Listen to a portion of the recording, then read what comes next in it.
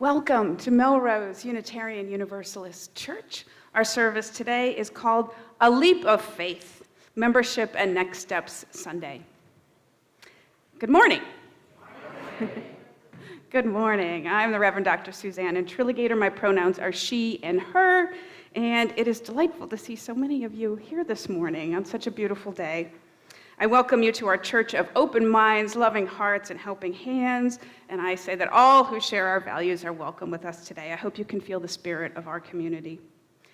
Today in coffee hour, we'll have another table for station for letter writing to voters in Pennsylvania, I think it is. So please feel free to help get the vote out with that. Then after coffee hour, we'll be having a conversation about our next steps process and what we've accomplished this year, what we're hoping to do next year. I hope people will stay for that. It'll be back here in the sanctuary, and because we have some people on Zoom who are also going to be taking part. Next Sunday is the last Sunday in the sanctuary. It is flower communion, so I invite all of you to bring a flower with you if you like, but if you forget, don't worry, there'll be plenty of flowers here. We'll also have a bridging ceremony for our graduating seniors, so that's exciting. The Sunday after that is our last official gathering of the year. It's our picnic, our Father's Day picnic at the park, sponsored by the Fellowship team. Thank you, Fellowship. And then following that, on June 18th, our anti-racism team is having a special showing here of a movie called Origins, which I think is going to be wonderful, so please put that on your calendar. And I'm happy to say that we are going to continue to gather over the summer with activities on Sunday mornings, and those are being organized by Liz Meyer. Liz, could you wave your hand a little bit in case people don't know who you are? If you've got an idea for a summer Sunday activity, please talk to Liz about it. We already have, 5 or 6 organized, and 5, okay, hoping for a few more. Thank you to our helpers today. For coffee hour, Mary Hildebrand and Barbara Lambioso are hosting. Thank you to them. Our usher today is Mary Ellen Fitzgibbon, thank you. And our greeter is Mary Beth Griscom. Thanks, Mary Beth. As I said, today is both Membership Sunday and Next Step Sunday. First, we'll celebrate folks marking a significant milestone anniversary of membership, and then we'll welcome in 3 new members, which is really exciting. Then in the sermon time, we'll hear from our Next Steps team. I have titled today's service A Leap of Faith because joining a church and being a member is about taking a leap of faith. You don't know what the future holds. You can't know what the future holds, but you decide to throw your lot in with us, to become part of our community, to make this your spiritual home. And we appreciate your bravery and trust. Also, 2 years ago when we started this Next Steps journey, I called that work a leap of faith because we were headed out into uncharted territory. We didn't know what we were going to find there, and yet we accomplished great things, and we're going to hear more about that later today. So, welcome to A Leap of Faith Sunday. If you would please turn to your neighbor and greet them, say hello, good morning, welcome to worship. Look to your right and your left.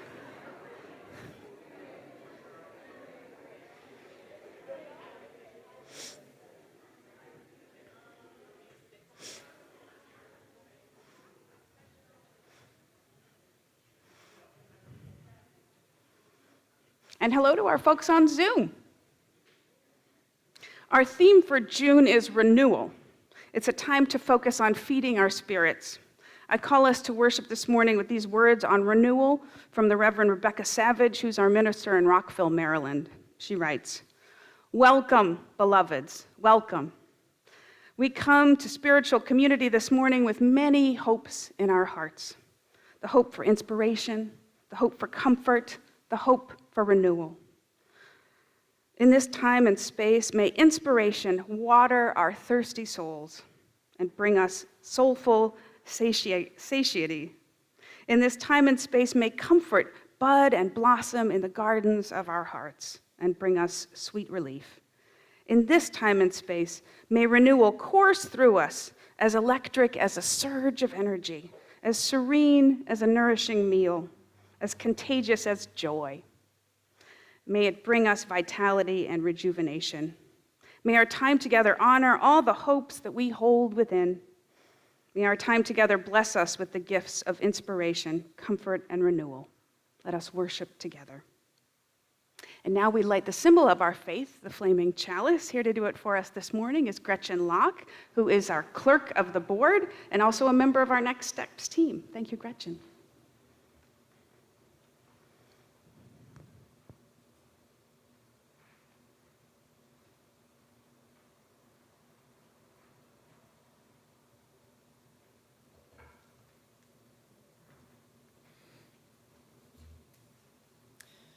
Good morning.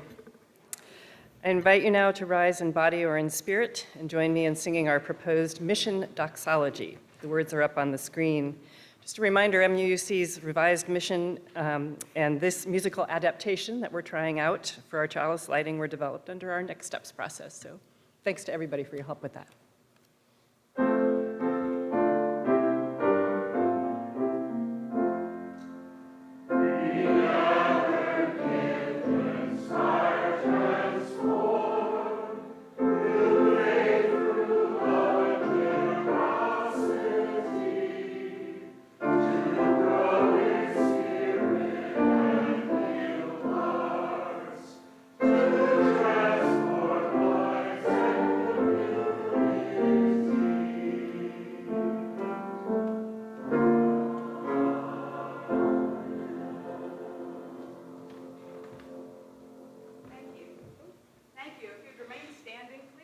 And join in our opening hymn, which is number 123 in the gray hymnal, Spirit of Life, but the lyrics will be up here.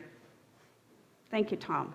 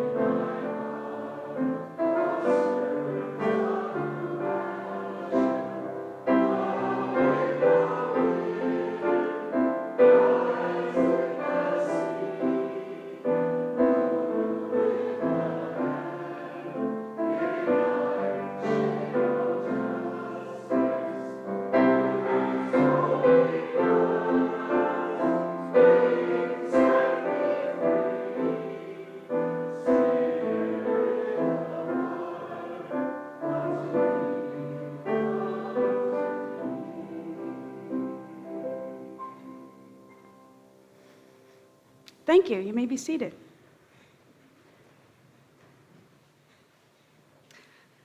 Now it is time for our story for all ages. I invite the children or the young at heart, anyone who'd like to come forward and join me here. Today I do not have a hardcover book. I only have the slides, so you might want to sit a little further back so you can see the slides.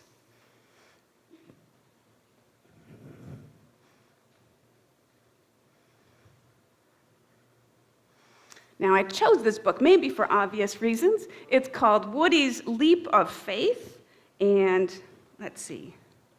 Let me read to you the author's name. Oh, a little too far down. Thank you. Judy Bowden Schmidt is the author. Illustrations by Michelle Walsh-Lee.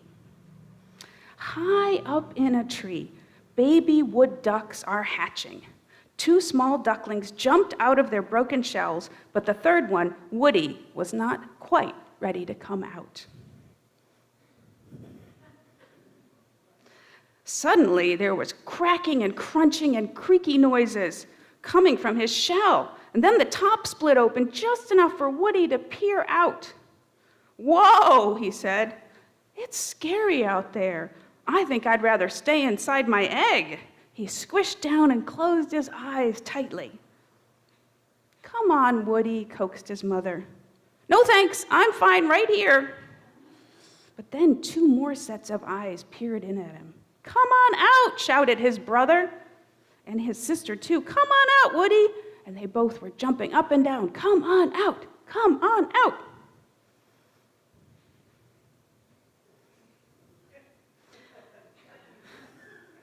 "Hi, Woody," said his sister. "I'm Zoe, and I'm going to be a ballerina." "That's Buzz. I'm not sure what he's going to be, except loud." Woody didn't know what to think, except that this was all too much. He wished he could go back into his shell. Suddenly, a warm wing curled around him.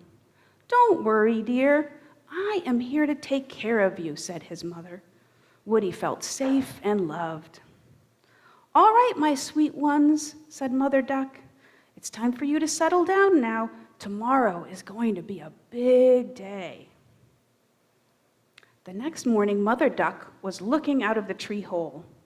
"Okay, it's time for you to jump down now." "What?" said Woody. "Nobody told me anything about jumping." He began to panic. "All baby wood ducks jump from their nest," said his mother. "That's what they do. You won't get hurt." "Whee!" said his brother Buzz. "Whoopee!" said Zoe. "Rats!" said Woody. "I can't do it. I am not going to jump. It's too scary. I will land with a kerplop and everyone will laugh at me." Suddenly, their father swooped in. "Just do it," he cried. "You will be great, and I will be down here at the bottom waiting for you." "Now it's time to practice," said his mother, "so you'll feel more comfortable about jumping. This will help your wings get stronger. Ready? Wings up, wings down, wings up, wings down. These are called jumping jacks." Woody thought to himself, "Well then, Jack, whoever he is, can jump, not me." Then the 3 young birds looked down out of the hole, and Woody was more scared than ever. But Buzz didn't need any more encouragement. He took a running start from the back of the nest, spread his wings, and jumped. "This is fun!" he called out. Well, that's all Zoe needed to hear. She leaped out gracefully and landed on her tiptoes. Woody's knees were knocking with fright. Woody asked his mother, "Why do baby wood ducks have to jump? Maybe I could climb down a ladder?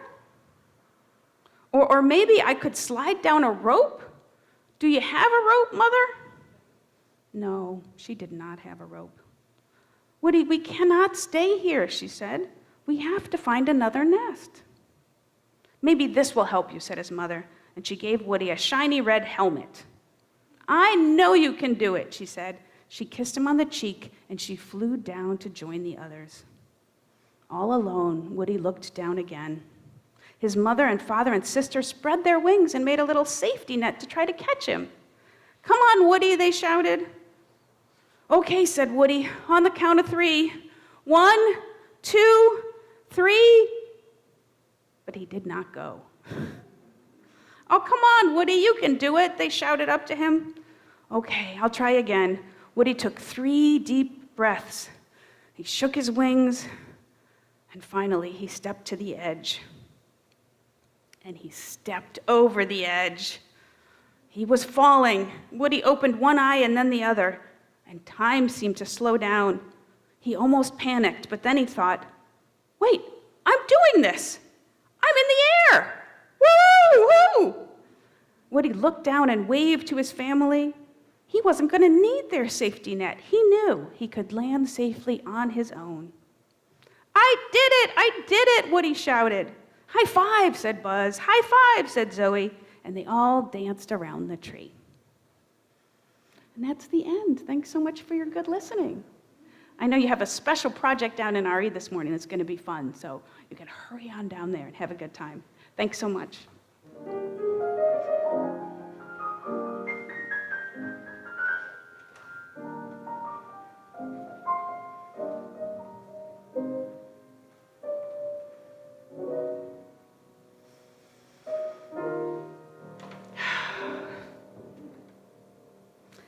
Every Sunday in the center of our worship service, we create together a time of quiet, a moment for prayer and meditation, a chance to reconnect with our deepest selves and our highest ideals, a time to feel a sense of the holy, however it is we understand it. Let's begin this time together by closing our eyes and breathing deeply. Let's sink into our seats. Feel your feet on the floor. Feel your body relaxing. Breathe. In this meditation time, first we'll join in our centering song, then we'll take a few minutes together for shared quiet. Then we'll speak to one another of our joys and sorrows, and I will lead us in a prayer. Our worship theme for June is renewal, and I chose this centering song for the month because to me, the song is a pathway to renewal. Sarah Dan Jones, who composed it, says she wrote it right after September 11th. I was so filled with despair, I needed to channel that into some hope. Today, her song is sung widely by church groups, hospice choirs, and parents calming their children for bed. Please remain seated and join in this song as you like. Let it guide you gently into our time of shared quiet.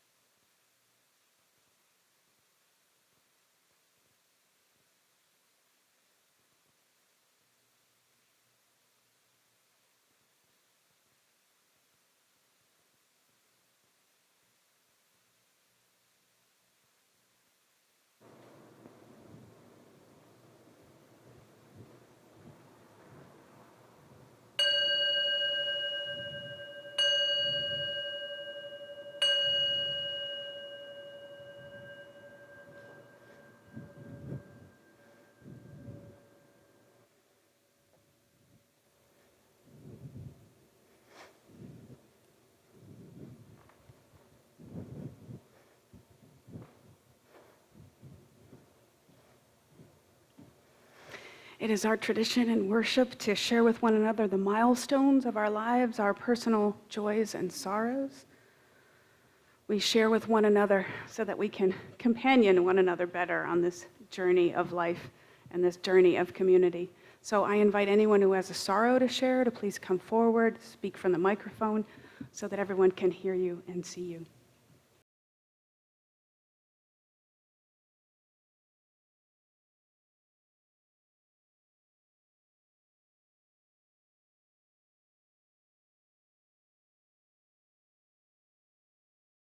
Candle as a symbol of all the many joys that were shared with us this morning and the joys that remain unspoken in our hearts.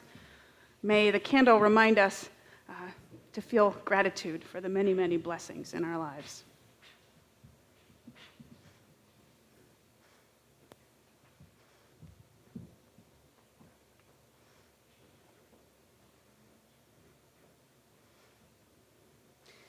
If you would please join me in the spirit of prayer, I offer these words by the Reverend Tess Baumberger. For all among us who are fearful, angry, irritable, resentful, stressed, anxious, worried, or weary, we pray. O precious one, as we breathe in deeply together, may your kind air fill the hard places within. As we breathe out slowly, may those places soften and widen. As we inhale gently once more, may peaceful oxygen untangle the tangled places, loosening any knots we find in our muscles and stomachs and hearts, so that when we release our breaths, we let go of all stress and tension. As we mingle our breaths in this safe and sacred place, may our fears disperse. May anything within us that may beckon conflict now take flight. May our frayed nerves knit together once more. May we realize that worry wastes our creative energy. May we instead put that power to better, more positive uses. O source that flows through all things, open the closed places within us now. Remove all impediments to love and calm, that you may flow serenely through us. May we dance in the current of your grace to the music and rhythm of our own hearts. Amen.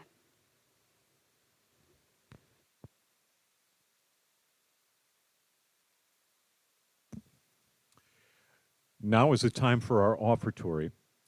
Our church is a self-supporting organization funded by your generous annual pledge.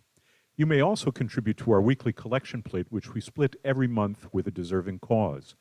Folks on Zoom can donate either way using the orange button at the top right corner of our homepage at melroseuu.org. June is Pride Month, and our Giving Beyond Our Walls recipient is Gay for Good Boston. Founded on the idea that acts of kindness bring people together, this national nonprofit mobilizes LGBTQ and ally volunteers to participate in service projects in their communities. Half our collection plate in June will go to Gay for Good Boston. Our anthem this morning is called Hope Lingers On by Lysis Schneckenberger.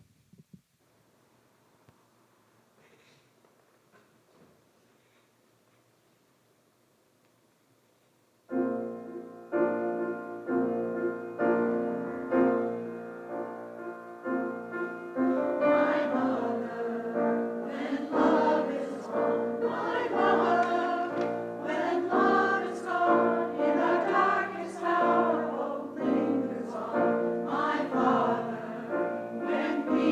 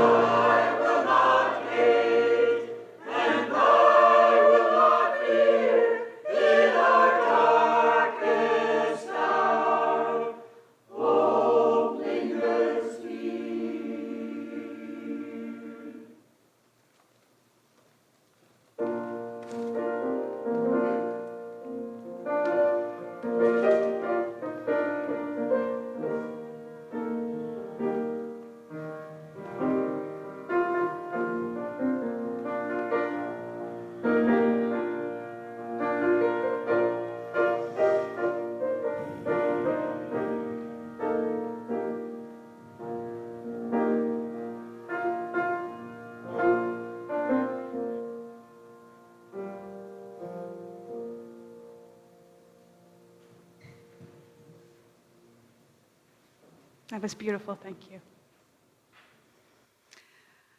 Once a year, we take time out to honor and celebrate our longtime members, those who have sustained our community with their time and talent and treasure.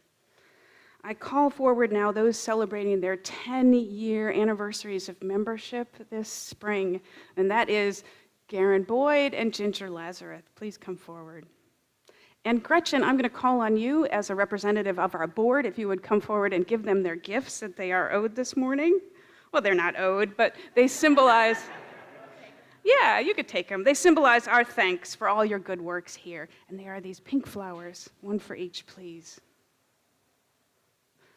And if you would just stand over here for a second, Garen, while I'm thanking you. They symbolize our thanks for all the good work you've done here, including serving on the board, on the anti-racism team, on the worship committee, and so many other acts of kindness and service. And thank you. And to congratulate them, I'm inviting everyone to give them a round of applause.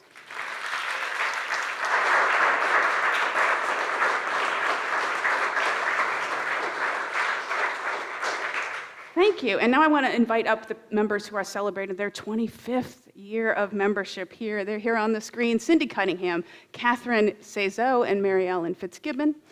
Beth and Kelly are also celebrating their 25th, but they are away this weekend at their youngest daughter's wedding. So they're excused. Wonderful. Thank you guys for joining us. Now I recognize Cindy and Catherine and Mary Ellen, who have served our church faithfully for 25 years for the long haul. Just in my time here, Cindy has served as a choir member for a long time and as a trustee. And of course, Catherine and Mary Ellen ran the pledge drive for 2 years, and Mary Ellen also helped out on the board and on our property committee. So a round of applause, please, for 25 years. And these are for them.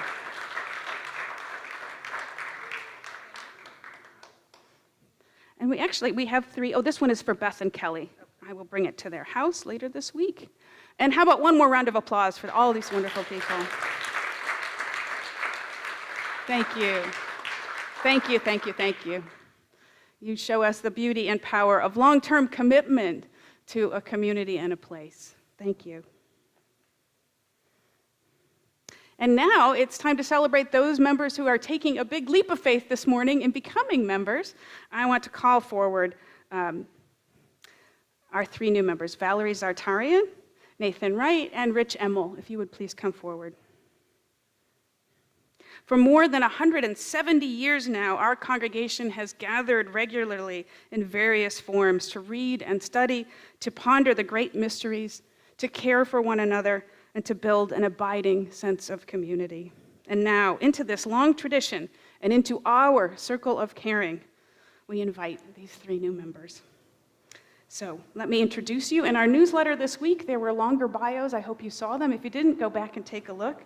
But briefly, I'd like to say that Rich is a software engineer who loves to play the drums and to ski. And Nathan is a history major who enjoys karate and rugby. And Val is a public health scientist who's also a dancer and a novelist. So now you have plenty of things to talk about with them in coffee hour. And I hope that you will. All three are also very kind-hearted and fun to talk to, and I've enjoyed getting to know them. So they are a great fit for this congregation, and we welcome you with loving arms and open arms. And we're here to catch you when you make this big leap of faith. So to induct you formally into our congregation, we have a series of promises that we make to one another. So here you go, you guys, this is your response. And I invite the congregation now, please, to stand and give them, you start with our congregational pledge. And actually, Gretchen, if you would step to the left here, I'm going to ask you to lead on behalf of the members of the congregation. Okay, we, the members and friends of Melrose Unitarian Universalist Church, welcome you as newly signed members of this congregation. Grateful that you have chosen to carry on the legacy of our free faith and compassionate spirit. We join hearts and hands and covenant with you, one to another, in this unending quest for wisdom, humility, and love. Mindful of truth. community, ever exceeding her practice, reverently we covenant with you, to share the strength of integrity, the heritage of the Spirit, and the unending quest for wisdom, humility, and love. That's wonderful. Thank you. After the service, what's my mic not on? Thank you so much. After the service, I invite you to come forward and to choose one of these three gifts. There's a chalice there that I painted, so each one is unique for each of you.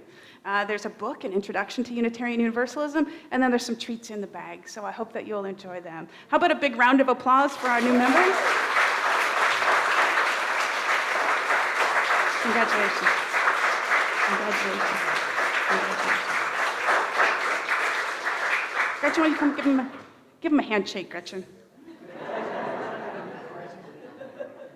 Thank you. Thanks very much. Okay. You may return to your seats.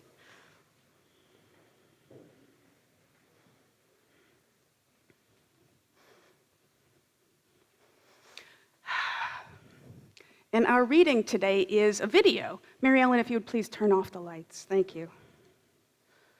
I'm hoping that there's enough contrast to be able to see the video. And I'm sure if you were here two years ago, you'll remember it. I'm sure Bill will get it up there in just a second. I used it as a reading 2 years ago when we started our Next Steps journey as a metaphor for what we were doing, taking a step into the unknown. And so here we have a nice little end piece to tie it together. Please play the video, Bill.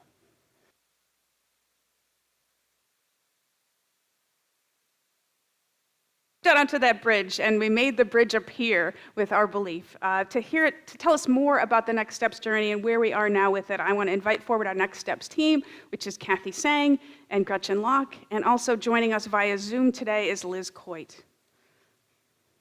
Yeah, we can have the lights back on, Mary Beth. Thank you.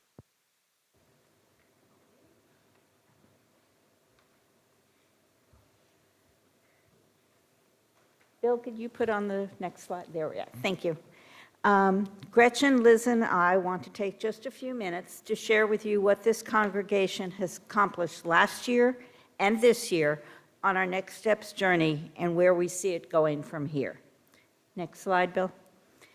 There have already been so many responses this year to last year's Next Steps and Learning Team reports that I can't mention them all here. We'd be here through coffee hour and lunch. But a few highlights include the Fellowship Committee's monthly events, Worship Committee and staff's Winter Solstice service, RE's three-part discussion on spirituality and dying, and with personnel, adding lifespan to the new DRE description. The ministry teams working on so many activities with other community groups, not trying to do everything on their own. Property committee, hiring a property management company. Finance and trustees being so attentive to Next Steps' impact on the FY25 budget that was passed at the annual meeting, and renaming and reframing the Alice Heald Fund, which is now the Unrestricted Gifts and Bequests Fund. The board and council working on the new vision, mission, and our first bylaws change that was approved at the annual meeting, and certainly Reverend Suzanne and the staff's support of everything. Next slide, Bill. And recently, the board and council have endorsed a framework of 7 goals that support our mission and will guide us through our future work. Next slide. Each goal has about 6 objectives that are too much to get into here, but which we have included on the website under the About Us tab. It says Goals and Objectives. Now I'll turn it over to Gretchen to share where we go from here.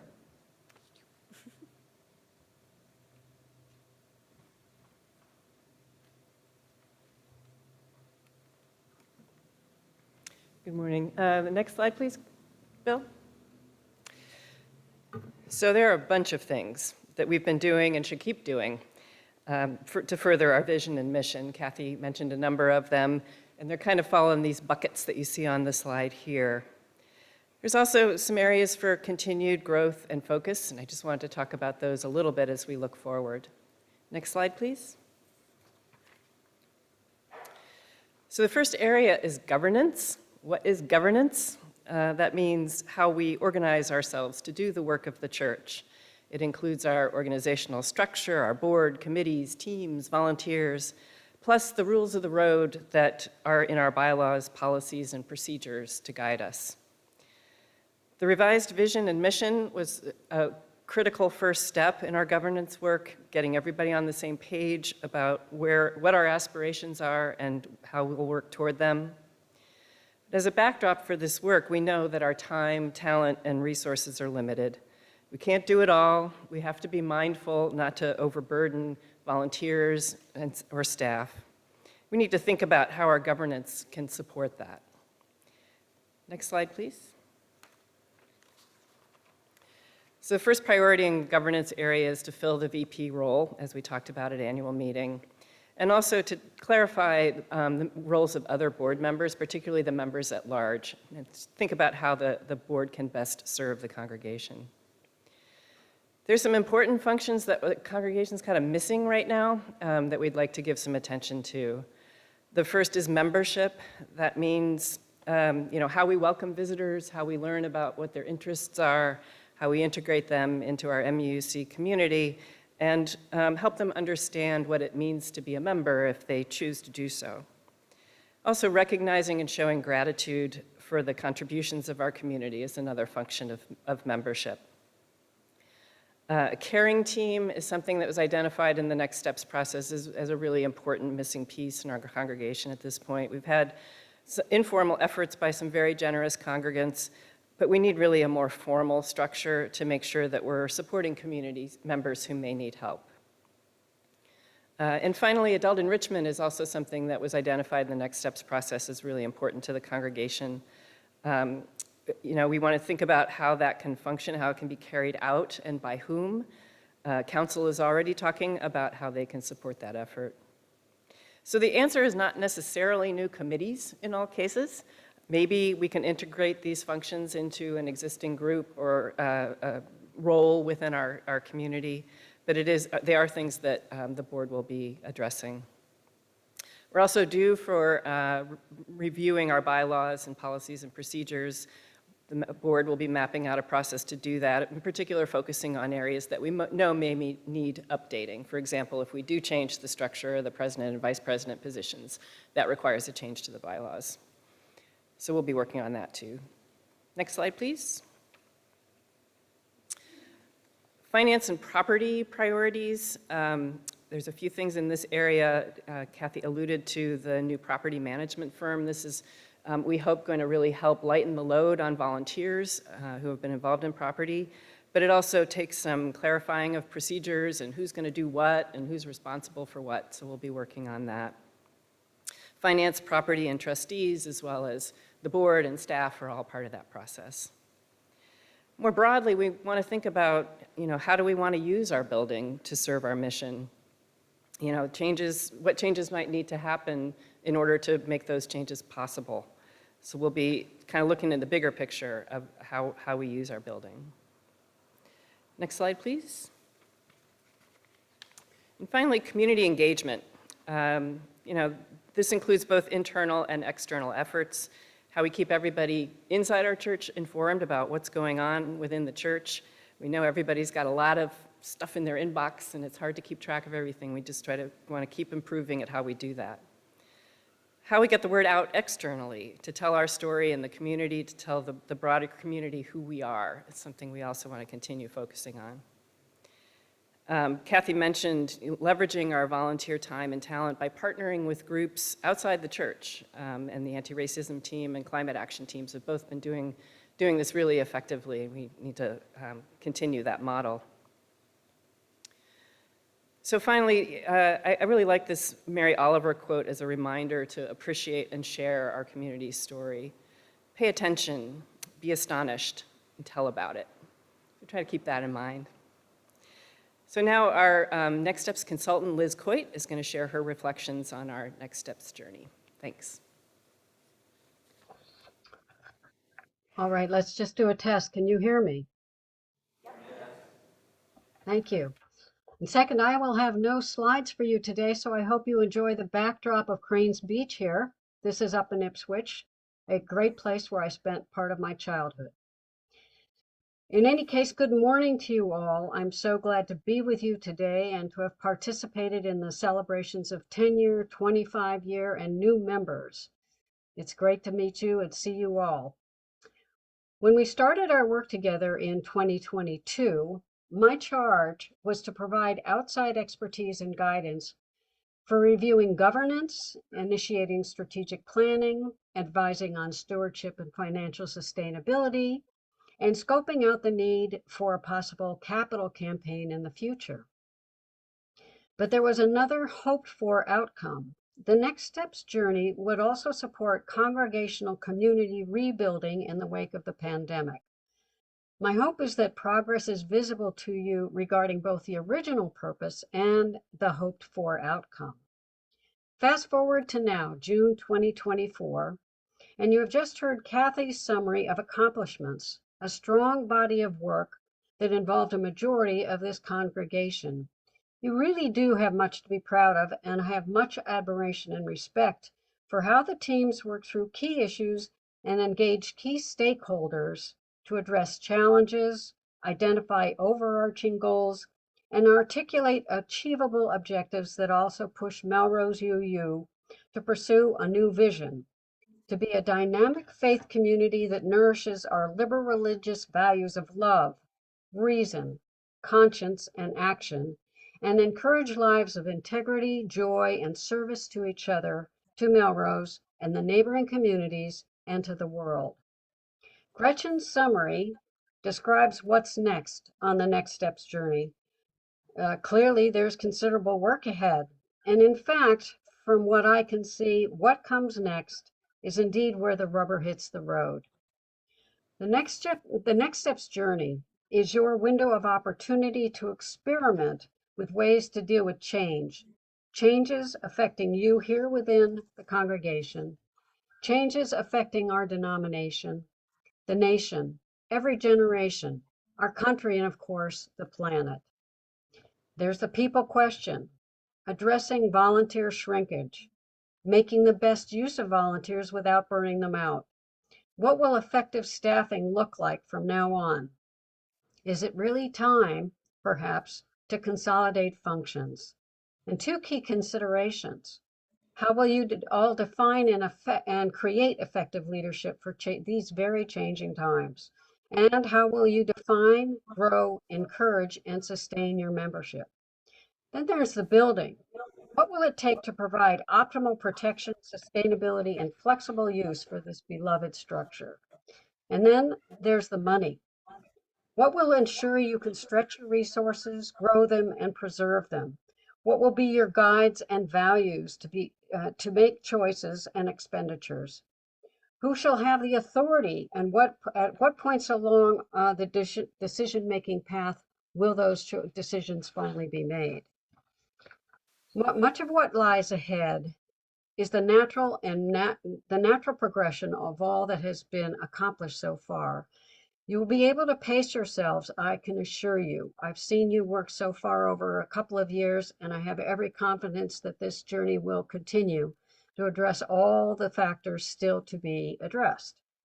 You've already taken this grand experiment in plotting out your future and sticking together through thick and thin further than many congregations do. And I've worked with over a dozen on strategic planning over the past 5 years. So take a moment to feel the success, feel the well-deserved pride, and then get ready for what's ahead. Speaking of June and a celebration and a joy today about graduations, one of the most common messages that graduates hear at graduation is this: you are the architects of your own destiny. Well, what applies to this congregation as you move into the next phase is not only that, but also there's an addendum here. You are also the architects of the future of this beloved church and its role in providing a spiritual home and guide for what we hope will be a stream of new members in the coming years, who themselves will be facing a continuously evolving context and climate. Let's surround them with the gift of a thriving Melrose Unitarian Universalist Church. In closing, it's been an honor working with all of you, particularly my colleagues, Kathy, Gretchen, Reverend Suzanne, Jenny, Liz Folser, and the Stewardship, Property, and Finance teams. Please know that I share in your pride for all that you are courageously pursuing into the future. Thank you. Thank you, Liz. Thank you, Kathy. Thank you, Gretchen. And I want to just take a minute and say again, in big all caps, thank you to Liz Coit. Without your wise and caring and kind counsel, I'm not sure we would have had the courage to step out onto that invisible bridge and into the unknown. And you guided us so wisely all the way on our journey. So we've accomplished so much, and much of that was due to you. Thank you so much, Liz. I want everyone to know that we have a generous thank you gift that will be, Liz lives in Washington, D.C., so we bought her a gift certificate to the Kennedy Center, which I hope she will enjoy. And that will be on its way to her as soon as all of you sign the thank you card in coffee hour right after this. I would like to invite everyone here now to stand up and give a big round of applause to Liz Coit, our fearless and wonderful, oh, she's not here.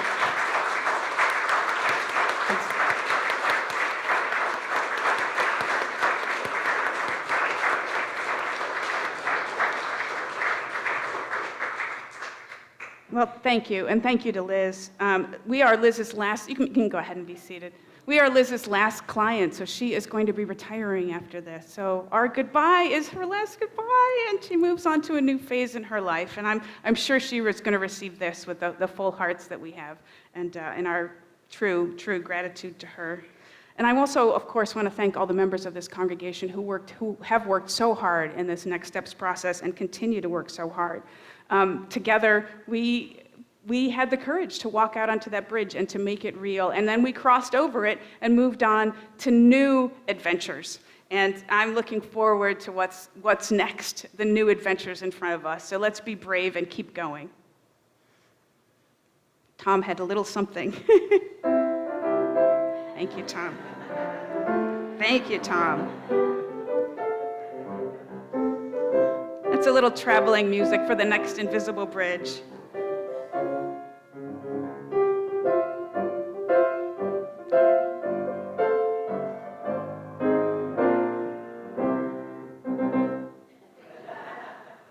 Thank you, Tom. Thank you, choir. Thank you, Kathy and Gretchen and Liz. Thank you for all that you've done.